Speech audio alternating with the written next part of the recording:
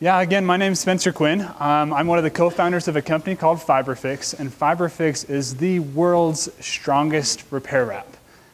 It's like duct tape, but it's 100 times stronger, and I'm excited to be here today. And feel free during the presentation, if you have a question that's just burning that you'd like to ask, feel free to raise your hand, and I'll do my best to answer as many questions as I can as I go through this presentation. So just to give you a brief background as to what FiberFix is and how it works. The idea for FiberFix actually came from a doctor who was using medical casting tape as an emergency preparedness type item. He was traveling along on his ATV during a hunting trip, and his ATV broke down. And in his personal first aid kit, he carried with him a sample of medical casting tape. And he was actually able to use the casting tape to repair his ATV and finish the trip. And coincidentally, when I heard this story, I was like, oh my gosh, like maybe casting tape can be used to fix more than just broken bones, but it could be used to fix everything from ATVs to emergency plumbing repairs to maybe tool handles. I just thought there would be a ton of applications for when you need a rigid repair. And so the tape is really easy to use. It comes in a box like this, and when you need to make a repair, you just dip the tape in water that activates the resin inside the tape. You wrap around the broken item, and after about 5 to 10 minutes, it gets really hard. So that's just a brief overview of how FiberFix works. Now, just to kind of give a feel for just kind of a student life, FiberFix wasn't the first idea that me and my team had ever had. Matter of fact, I had failed a number of times with other different businesses. I didn't want to portray that, yeah, we thought about FiberFix and we just hit it big. That's not how it is at all. The year before FiberFix, I had submitted into the business plan competitions, which, by the way, I think is the best thing that you could be doing at BYU right now, is getting involved in some way, shape, or form with the business plan competitions in the Entrepreneurship Center. But I had come up with these ingredients for a Stark, what I called the Stark bar. It was an energy bar that had a whole bunch of natural ingredients, and I had had so many horrible tasting protein bars that I was just like, oh, there's this pain involved with energy bars. If we could just make a natural energy bar that provided the same amount of protein, like that there would be a market for that. But unfortunately found out that with all the manufacturing involved with energy bars and all the players that were already in the industry, this would be considered red ocean. There's a lot of really big players in that industry, and it would be really hard to start a company like this because the ingredients that you would need are just really diverse, and it'd be hard to put it all into one bar. And so, unfortunately, I put a ton of time into this, but wasn't able to launch successfully the Stark bar, but was able to learn from that experience to help me launch FiberFix. Now, I just wanted to share a quote with you guys that's had a huge impact on my path as an entrepreneur. It's by Clayton Christensen. He says, breaking an old business model is always going to require leaders to follow their instinct. There will always be persuasive reasons not to take a risk. But if you only do what worked in the past, you'll wake up and one day you find that you've been passed by. And honestly, after having done a few other businesses and had failed attempts, when I even thought of the idea for carrying out FiberFix, I was honestly super hesitant because I had failed a number of times, and I was like, okay, there might be an opportunity here, but I almost let the opportunity pass me by. But I read this quote, and I was just like, you know what, like, I'm going to take what I've learned, I'm going to give this one more shot. And I couldn't have been happier that I had done so. Again, medical casting tape was the inspiration for this product. But what we had to do, where a lot of the R&D efforts came, was from a lot of the resources that were given to us here at BYU, helping us do a little bit of R&D, because we had to take medical casting tape and make it into something that anyone could use. And it'd be strong enough to bond to woods, metals, and plastics. I mean, casting tape is designed to be lightweight and porous so you can get air to the skin, versus what customers would potentially need. They need something that'd be waterproof, it would need to be load resistant, they'd also need to be impact resistant, so people could use it on tools and stuff without having to break. And so my cousin and I got together and we literally ordered just some samples of medical casting tape with a resin that was just a little bit stronger, and we took it to a local trade show. This is our first booth over at the University Mall. We went and participated in a holiday trade show they had there and tried to showcase FiberFix, and learned a lot of things about what customers were going to be willing to pay, what types of repairs they'd be most likely to use it on. And honestly, we were at this point still in the validation phase, just trying to figure out if we were to put everything we had into a product like this, what would it have to be able to do? And so some people have criticized us, like, why would you go and sell a prototype to customers? Well, I would respond to that, why would you not? You have to figure out exactly what the customer wants, and sometimes that means starting with maybe not a perfect version of your product, but then developing it as you go. And so we went to that trade show, only made a few $100s, and then we went and met with Scott Peterson in the Entrepreneurship Center. And let me tell you, that was probably one of the most humbling experiences of my life, first meeting with Scott Peterson. The Rollins Center is really dedicating to putting you with the right people, the right mentors, and making sure that you are validating every assumption that you make. So Scott told us successful people are successful because they are willing to do the things that unsuccessful people are not willing to do. And with that, he told us all the things that we'd have to be doing the next semester, this is from January till April of last year, that we would have to do if we wanted to actually carry out FiberFix. And that required, okay, breaking a lot of habits. Like we'd have to get up really early in the morning. I remember our team was meeting at probably 4:30 in the morning so that we could meet for an hour and a half before school started.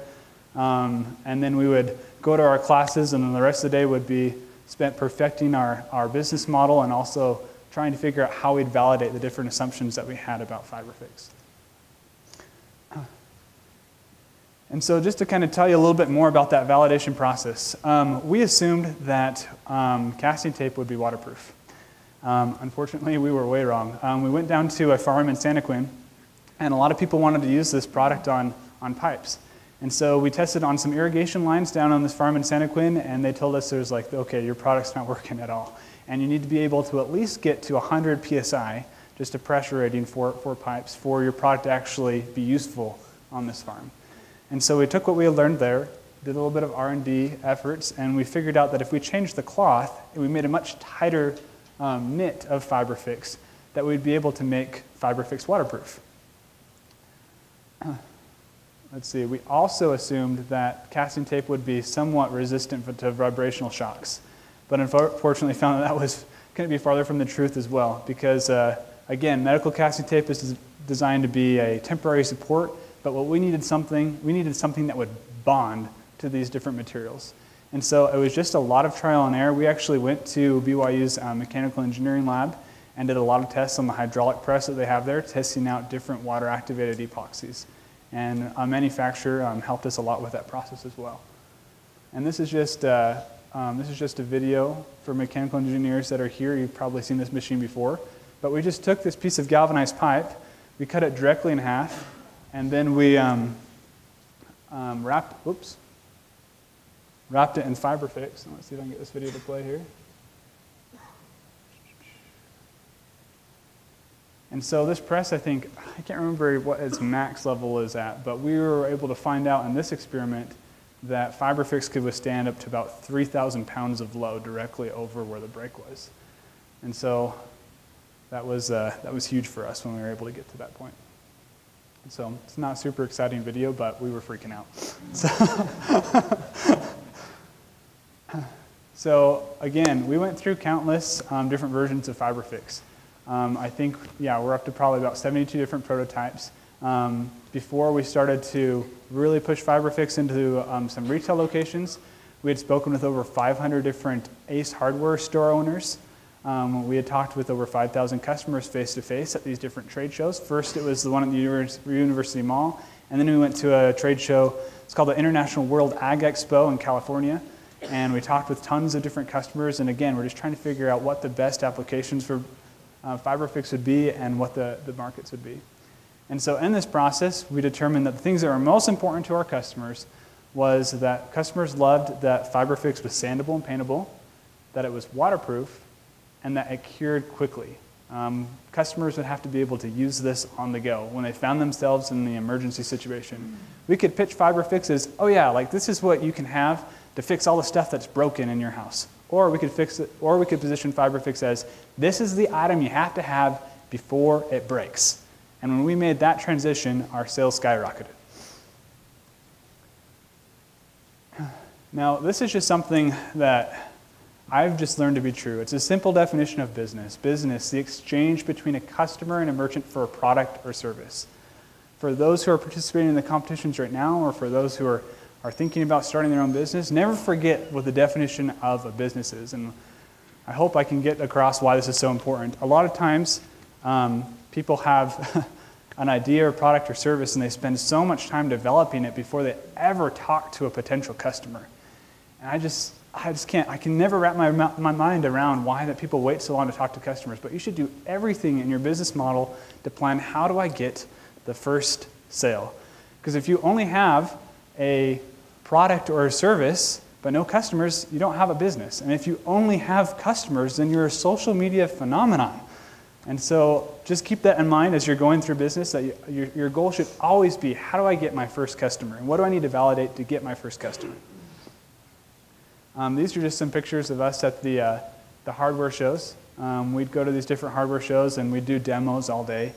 And we'd show people how FiberFix worked. And we, based off the reaction of the crowds that we got at these trade shows, we were able to see that there was definitely potential market for this, and we were able to get a lot of face-to-face validation. And there's no better validation than when you actually have a customer take money out of his pocket and hand it to you. That's when you know you're going in the right direction.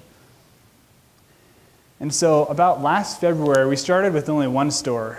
We approached to a True Value store down in Santa Quinn, and we sold to that store, and then we were able to quickly get into a couple Ace Hardware stores. And after we had gotten into these Ace Hardware stores, we got a letter from Ace that said, hey, we'd like to have you showcase your new product at our hardware show. And after we went to that Ace Hardware show, we were able to get into 100 more Ace hardware stores. And we were really surprised like how fast this product was starting to take off. Then we really pushed. This is fast forwarding to September 2013. We were in 1,600 locations. We had approached Fastenal locations. We were able to approach Home Depot, and they let us do a store test. So they were just going to put FiberFix in about 200-300 stores and see how it sold there. And during this whole process, we learned a lot about sales. I don't consider myself like the best sales guy, but every entrepreneur has to have some basic salesmanship skills, and you learn them, you're forced to learn them. And as a matter of fact, I think we have some incredible FiberFix salespeople here. Raise your hand. I think I saw some of them over there. I think we've got Nolan back here. Nolan manages one of our sales team at FiberFix. So during this whole process, we realized that FiberFix was very demonstrable. There are a lot of products you can tell people about, and they get it, and they'll be willing to purchase or willing to look more into your product, but I can't really sell my product until I do a demo. And understanding this about our own product, we would always do demos at these trade shows. We'd always do demos at the business plan competitions, so we could show people just how strong FiberFix was. And our most popular demo was probably taking a bunch of cinder blocks, piling them up, wrapping 2 pieces of 2x2 wrapped with FiberFix, and just smashing through the cinder blocks. And we had people tell us in these competitions, like, hey, you guys should go on Shark Tank. And we're like, yeah, like that would be cool, wouldn't it? And then we just kept on going on. People were like, no, seriously, like you should do Shark Tank. And it was actually because one of the members of our team was doing his home teaching that he ran into someone who knew one of the producers at Shark Tank. And that guy just sent one of the producers at Shark Tank an email. It was like, hey, you should check this new company out. So Shark Tank reached out to us. And they're like, hey, we heard about your product. You should do a video submission. So we got a video submission ready and put it into Shark Tank. And we're chosen to go and pitch to the sharks.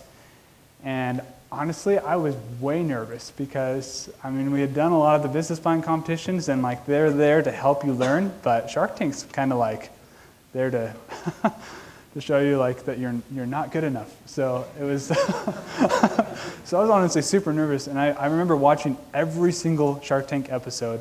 I typed every single question that had ever been asked, and I made a PowerPoint that was probably 120 slides long, and I put pictures of each of the sharks next to the most common questions they asked.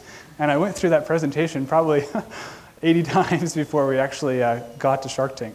But we went to Hollywood, and we could not have been better prepared from the mentorship and the business plan competitions at BYU, because really we didn't skip a beat when it came to answering questions. We were very, very prepared.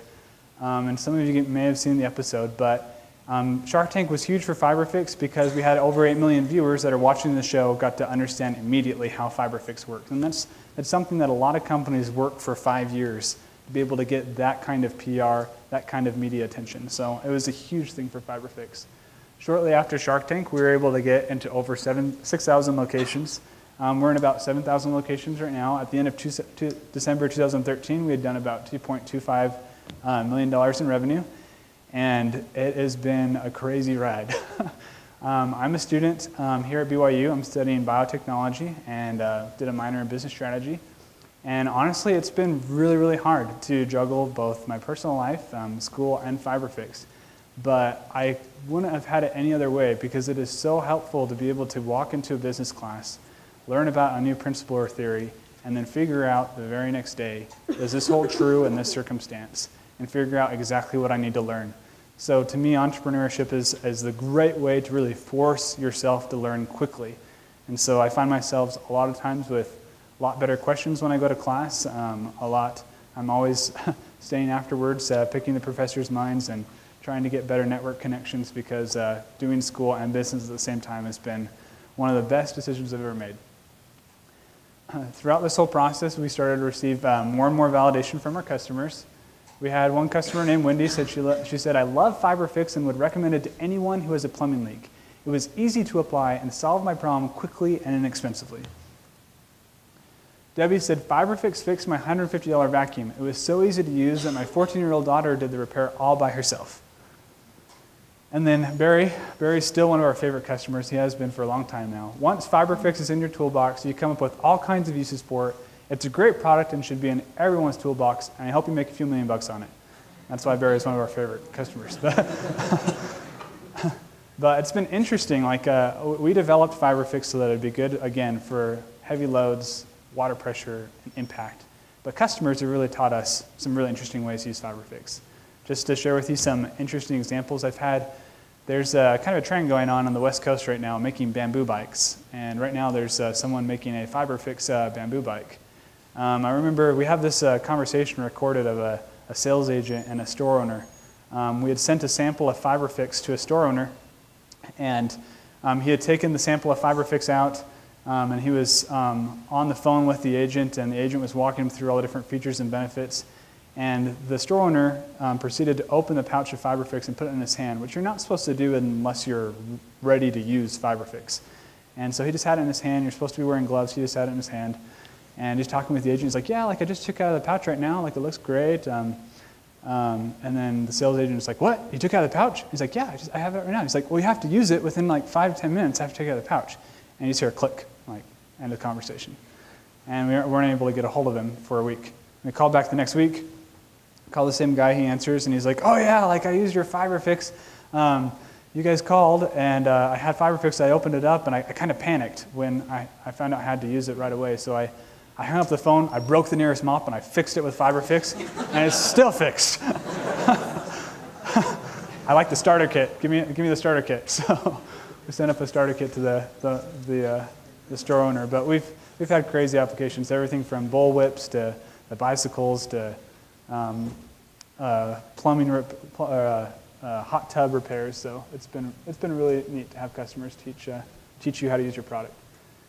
And so during this whole time, a huge indicator to us of the validation that we were getting was the amount of media exposure we were getting without having to push for it. We ended up on Jay Leno. I never thought I'd end up on Jay Leno, and they didn't even tell us we were going to be on Jay Leno. It just showed up that FiberFix was the new cure to keeping people quiet that you didn't want to talk yeah.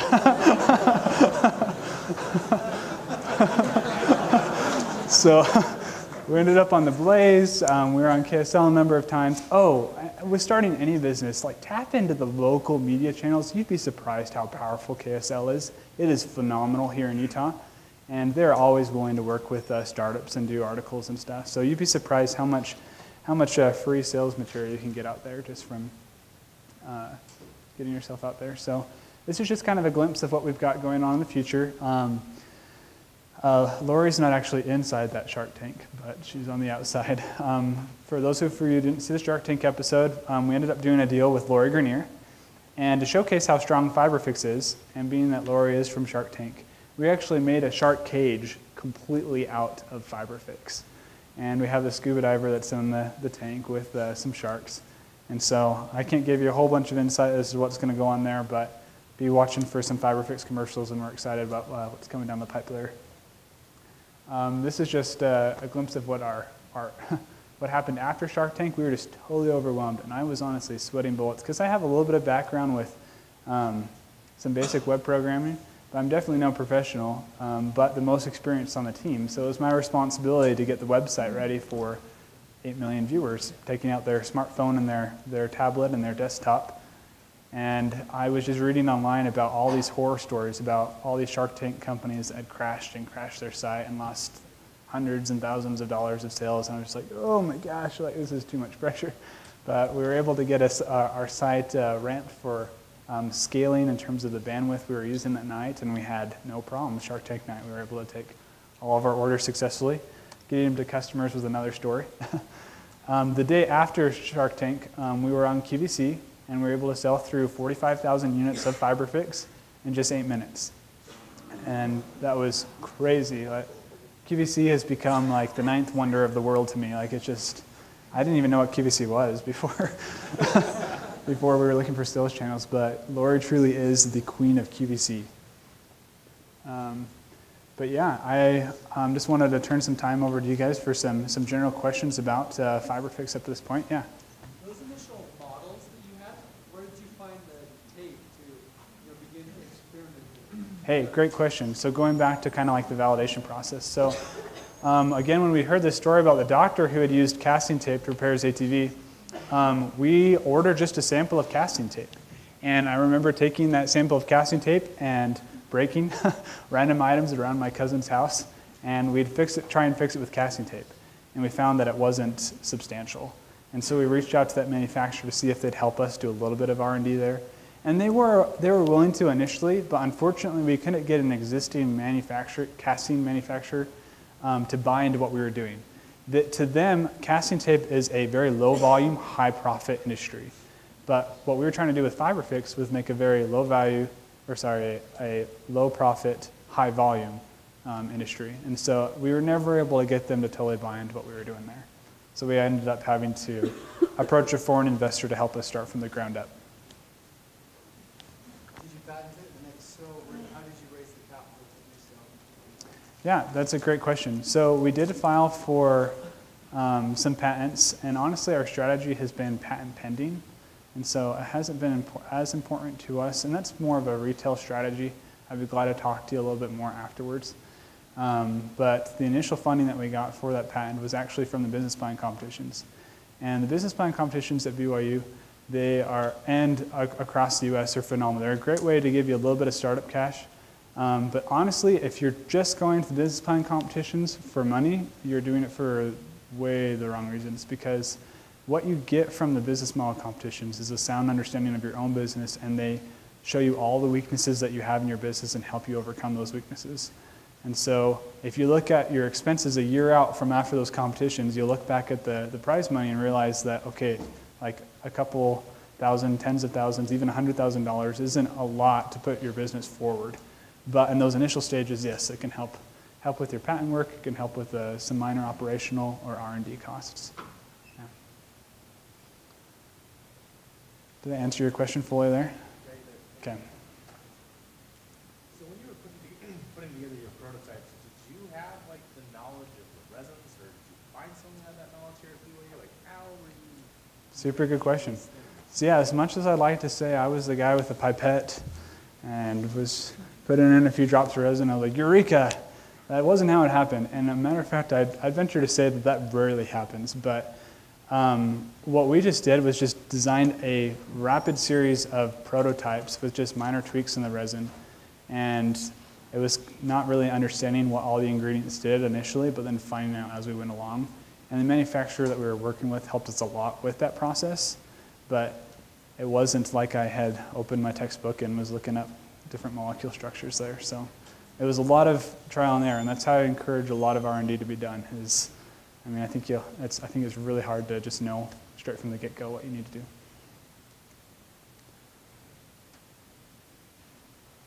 plan to take FiberFix? Like, what are your plans for the future for the company? For sure. So in terms of plan for the future, so FiberFix right now is able to repair a lot of items that are metal, woods, and plastics, but it's not the best for patching items. And so we've had a lot of customers ask for a version of this product using the same technology that just works as a patch.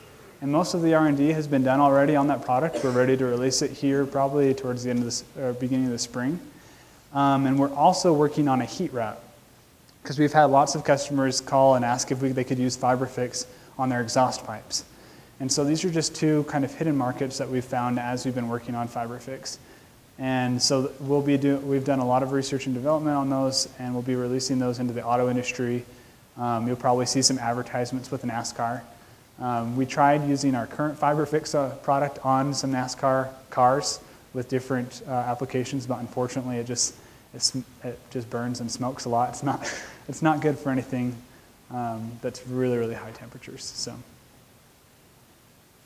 Have you been approached to be bought out, and what goes into the decision making for that, or what kind of makes that process? Good question. So we haven't been approached up to this point to be bought out, but a lot of consumer product companies like ours that have similar scaling efforts, they usually are around for 4 to 5 years before they attract that type of attention.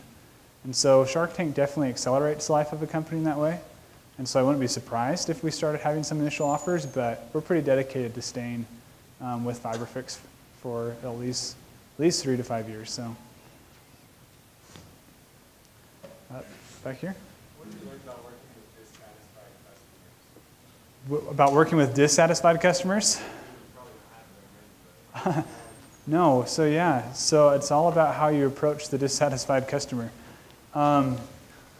So FiberFix has failed before, especially on the initial prototypes of the product, and it was all just like if the product failed because of, you always have to figure out, is the product failing because the product's failing, or is it failing because the consumer just used it improperly? And so we've learned a lot about developing instruction sheets. You always I always flash back to Legos and just remembering how easy Legos were to put together and how step-by-step it was. It's really because you should treat your customers as if they're the smartest people in the world, but also as if they're the dumbest people in the world. You really need to just really map things out. And for FiberFix, there are certain applications that need certain ways of wrapping, especially for plumbing. There's a certain way you can use FiberFix to like seal a leak. And so, I mean, worst case scenario for our product, it's a lower value, high utility product. So if it was a consumer error and we still kind of felt it was like on their part, but we just want to keep a good customer, a good relationship with them, we can just send them a new product. But I know a lot of companies can't do that, but for ours that works. So we're willing to send new product. Yeah? Do you have plans to go internationally? We do have plans to go internationally. And yeah, sorry, I didn't focus a lot on that. In the presentation. That's kind of been like some of the objectives for 2014. We have been approached by a distributor in Japan that we've signed an agreement with, and we will be doing distribution there. We also are working with someone in Brazil. We have an international hardware show that's in Germany, in Cologne, Germany, where we'll be working with a lot of different distributors in different parts of Europe. And so we'll be going there in March. And so definitely this is a product that's easy to expand internationally, and so it's been interesting negotiating those terms. So. This huge increase in volume, how have you scaled your manufacturing process and organized that, handled that? It's a huge task. It's been honestly, it's been really, really hard, and we've been blessed to have some members on the team that are fluent in Mandarin and have been able to help us with foreign manufacturers. And it's always kind of nerve-wracking because when you're scaling so fast, or when a product takes off like this, you run the risk of going really, really negative cash flow. Because, for example, a lot of people don't know this about selling to these big mass retailers, but if I approach Home Depot or Walmart or Lowe's, they may put in an order for $1.5 to $3 million worth of product. But they're not going to pay you that $1.5 to $3 million until potentially 90 days after you've delivered the product.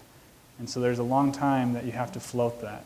So we've been blessed to be working with manufacturers that understand this process and have been able to give us very favorable terms. So we've only had to put a little bit up front, but have been able to prove that we have a purchase order from these companies, and they've been willing to float that for us until we get paid.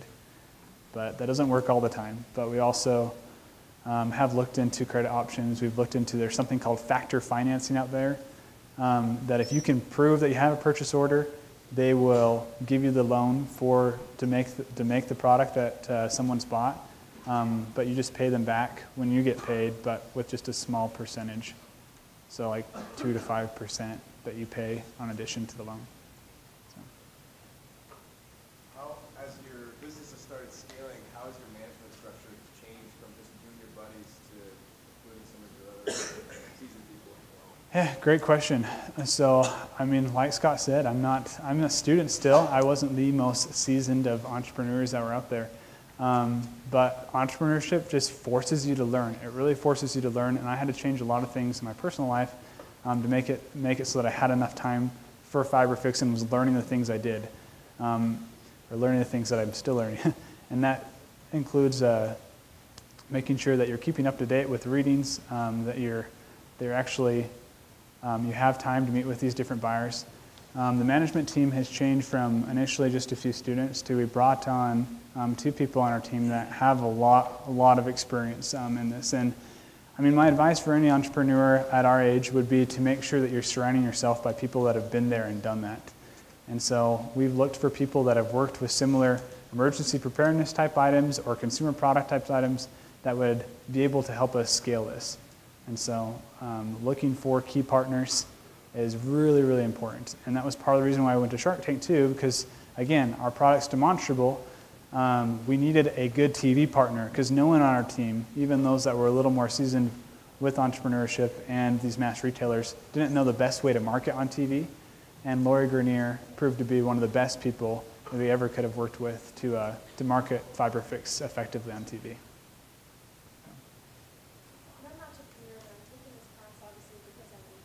Yeah. You keep talking about the validation process. Okay. Can you go through the list of the process you use for this? For sure. For sure. So the validation process, it's all about making assumptions, validating those assumptions, and then pivoting based off what you find. And so our initial assumptions about FiberFix was, okay, with a product like this, we would be able to make a product that would be somewhat waterproof, and customers would want something that was waterproof, a tape that was waterproof. Unbeknownst to many people, duct tape isn't waterproof, and there's other tapes that are out there that, I mean, they're kind of waterproof, but they don't last a long time. And so we thought there might be a niche for that. And so our assumption was that medical casting tape would be waterproof. We validated that it was not waterproof, and the pivot we had to make was doing R&D on different types of knits. And we learned the difference between what a knit is versus what a weave is, and how dense the weave would have to be able to block the water molecules that were going through it, and at what levels of PSI they could take. And so again, the validation process really to me is just making assumptions, validating those assumptions, and pivoting based off what you find. And honestly, heart to heart, I feel like everyone can have a successful business and everyone can be a successful entrepreneur. I really feel the difference between those who are able to do okay and those who are not are those who are willing to change. And sometimes pivoting can be really, really hard. Honestly, the other businesses that I had done, like dropping them or finding out that there wasn't demand or pivoting in a way that made me feel uncomfortable was really, really hard and probably contributed to the reason why they weren't successful. But realizing that I had to change is what led to a success. So, no problem. I'm wondering, how quickly did you figure out payroll or like contracts or on what percentage of the company was like? Okay. So payroll, so are you talking about the management or are you talking employees in the company? Okay, so, and I know we may be an exception here, but when we got what we felt was the core team that would be really pushing FiberFix forward, we all agreed that we wouldn't be taking paychecks for potentially a year and a half. And that might be hard for a lot of people to swallow. I understand there might be circumstances where it might be appropriate, but I feel that that is a huge reason why we were able to be successful. Because you'll find in entrepreneurship, the next step for your business always costs $3,000 to $5,000. you'll just find that there's this common pattern with the things that you'll need done that always cost around $3,000 to $5,000. So that's basically someone's paycheck or a combination of paychecks there. And so every time you take a paycheck, you're really inhibiting your business in the first year of its life. And so we didn't take our first paycheck actually until this month, January. And it was because we wanted to keep everything inside the business and really help the company scale. And it was a great decision. It was a great decision, and I know that's not possible for everyone, but I definitely recommend doing something like that. And then for employees, I mean, FiberFix is, we kind of based it off what they pay at BYU for students, and kind of use that as kind of, we wanted to pay just a little bit higher than what the average student would make, so that we'd be able to attract some interest of some really dedicated students. So. I feel like your R&D could be costly, could have been costly. If it was, how did you fund that? Great. So it could have been extremely costly initially, but it really wasn't. And the reason why it wasn't was because we were working with samples. We were truly trying to dial in exactly what we needed before we ever approached a professional. And so that's a lot of it has to do with why we did some of our R&D efforts over the sea. But if we were to have taken our idea initially without doing any validation and just gone straight to a resin manufacturer in the US or a composites manufacturer and said, we want to try a new product, we want to do this, it would have gotten so costly so quick. We priced it out. It would have been in the hundreds of thousands of dollars just to develop our initial prototypes. And so we used what was already out there, existing technologies, to help us form those initial prototypes before we ever got involved with approaching someone that was more serious, that would push the R&D efforts forward. And so, yeah, again, I mean, I think our R&D efforts were just our time and free samples for the first 3 to 4 months. And then it would cost a few $100s here and then a few $1,000s here, but we were able to leverage the winnings from business plan competition winnings and a loan from a family member that we took to help us do those R&D efforts.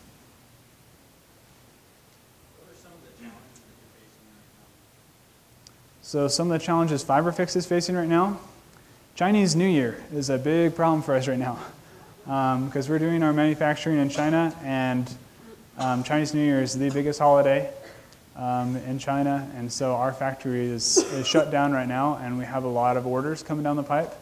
Matter of fact, Shark Tank let us know that they would be re-airing our episode on Valentine's Day, and they also want to do a spotlight on Shark Tank in March.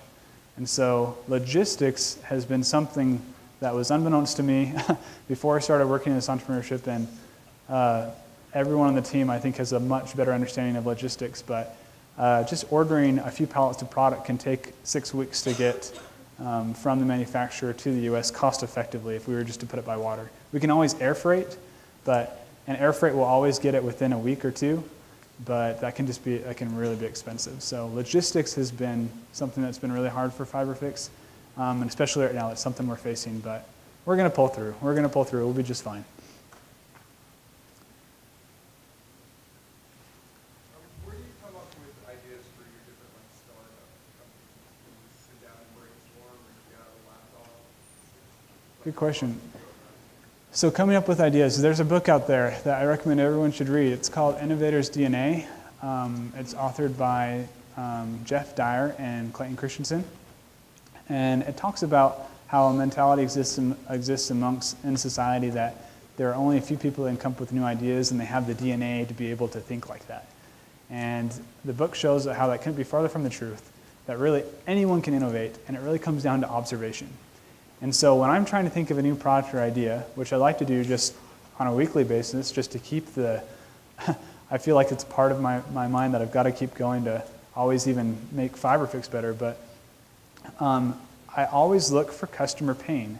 And you can do that just by observing people in the workplace. There's a great group out there called the Big Idea Group that will actually take all of their employees to random locations, and they'll just have people watch these customers in different locations and try and figure out where the pain points are. For example, they'll go to like a grocery store and figure out, okay, like how can we make the grocery cart better by watching the people that are using grocery carts right now to see like how we could like modify the existing grocery cart to make something better. And so I just pay close attention to to things in your own life, things in the life of people around you that is causing pain, and it's important that it's monetizable pain. For example, I had a friend approach me the other day that said, okay, Spencer, what would you think about this idea? If I made a windshield wiper that I could put on every car in the US, and based off how hard it was raining, the windshield wiper would just know that it need to wipe the window faster. I mean, it's a great idea, and like it sounds practical, but is it really a monetizable pain? And honestly, I haven't done any validation on it, so I don't know. But the thing is the existing solution that's already out there, is it good enough? And if this existing solution is good enough, then it's very unlikely that an idea like that would actually be able to be adopted by the masses. We were kind of hesitant with FiberFix, saying, okay, comparing it to duct tape. This is like we thought that maybe duct tape was it. People only wanted duct tape. But when we said it's 100 times stronger than duct tape, people got it. And people were honest with themselves and realized that, okay, duct tape is really good for crafts, prom dresses, wallets, but probably isn't your perfect fix tool. And so it's been rapidly adopted by the hardware industry because it does provide a long-term, a lot of times permanent repair solution because it gets so hard. So. Are there competitors, like other people doing the exact same thing, or copycat kind of people? So we were, and that's part of the reason why we looked for ways to scale quickly, because we felt that there could be copycats. We haven't found anyone that's copying exactly what FiberFix is doing, but there are competitors. There's some of you, I'm sure, have heard of Christie's. Christie's is a pipe glue manufacturer. They make a type of pipe repair wrap. The big differentiating factors between FiberFix and theirs is they have targeted only plumbing repairs. I honestly don't feel like they've done any validation because if they would have worked, from our experience with working with different customers, we found that customers want this repair to happen fast. So we focused on type of tape that cures really fast. Their cures after about 45 minutes to an hour. It's extremely messy and isn't meant to bond to woods, metals, and plastics. It's just meant to bond PVC. So ours is more versatile in that way. Theirs costs $20, $25. Ours cost anywhere from $6 to $10 based off what width of tape you're getting. So huge price difference as well. So we're coming in as the cost competitor or cost leader there. So. Great. Any other questions? Okay. Well, hey, thank you so much for letting me come talk to you.